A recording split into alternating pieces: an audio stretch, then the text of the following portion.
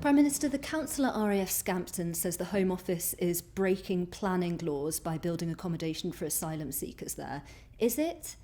I understand the strength of feeling on this, and I want to reassure people that the Home Office is working closely with the council and local stakeholders. That's not how local people feel. Well, we spoke to the landlord of the Dambusters Inn. He said it was mind-boggling how little local people had been consulted. Do you actually care how local people feel about this? Absolutely, and that's why the Home Office is engaging widely with stakeholders, including the local council, to make sure that these plans progress properly, that any impact can be mitigated. But taking a step back, why are we in this situation? Because we've got an unprecedented issue with people coming in small boats. One of my 5 priorities is to stop the boats. Prime Minister, this isn't about stopping the boats. Hang on, it's all part of it, because at the moment taxpayers in Lincolnshire and everywhere else are paying £5-6 million a day to house illegal migrants in hotels. We've got to bring that down. Part of doing that is to find alternative large sites. By the way, in my own constituency as well, I just point out. We'll get on to that, but why won't Scampton be used? Coast. Why won't Scampton be used to house asylum seekers in hotels at Skegness? Why will it only be used to house asylum seekers who are currently in the south of the country? Well, look, across the country we have this challenge. Every town, market town, city across the country is dealing with this. That's why we've got to find an alternative. Large sites are an alternative that will save the taxpayer money. Why not relieve the pressure on Skegness then? Well, we're trying to relieve the pressure everywhere, and those are the plans. But the main way for us to do that is to stop the boats. Is to stop people coming here in the first place. We've got to have a system that I think the British people want the same as what I want. Is that it's them and the government. Residents at Scampton might not agree. Well, I think what they want is what I want, which is that it's the British government and the British people who decide Let's who comes talk to about our your country and not constituency criminal then. gangs. Let's talk about your constituency that's the system then. that we're trying to deliver. But When will asylum seekers be housed at Catterick Harrison's? I'm not the one who's doing this, and it's right that I'm not involved in that. The Home Office is doing this individually. But you're the Prime Minister. Surely you know what's happening in your constituency. Well, because I am the Prime Minister, it's also right that I'm not interfering. Well, Robert Jenrick said that would be happening 6 months ago. People are waiting. When will they get that decision? Again, the Home Office in all these cases works with local stakeholders to put a plan in place and then bring it about, right? It's not right that I interfere in that. That wouldn't be right, actually. It's important that I don't do that. Let's move on then. I think, again,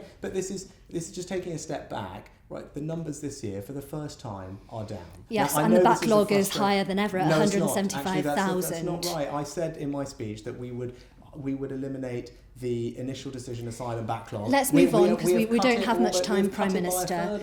Prime Minister, since your party has been in power, Hull City Council has had its budget cut by 28%. Bradford City Council has had its budget cut by 29%. Meanwhile, Surrey has had its budget cut by just 8%. Prime Minister, that's not levelling up, is it?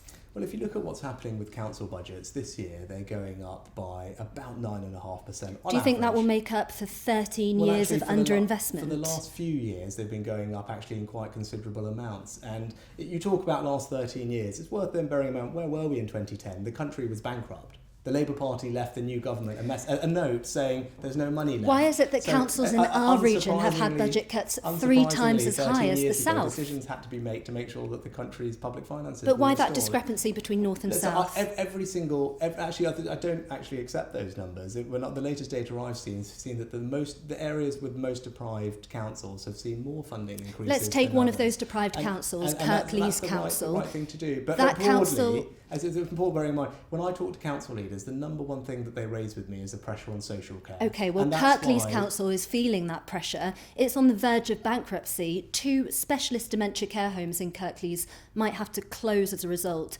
We've spoken to Donna Mallinson. Her mum's at one of those care homes. She says she's living in dread about the day it closes. What should she do? So obviously I don't know Donna's particular situation in detail, but what I can tell you is I care deeply about making sure that our social care system is prioritised. Weeks after becoming Prime Minister, literally weeks, we announced record funding for the NHS, but crucially also for Will you social step in care. and help Kirklees Council? We've provided record funding for social care across the country. Now, obviously, how every council uses that is up to them. But what I can tell you as Prime Minister, I prioritised social care because I knew how important it was. I did it weeks after becoming Prime Minister. There's now more money going into social care than there's ever been. What should Donna Mallinson do about her mother's situation?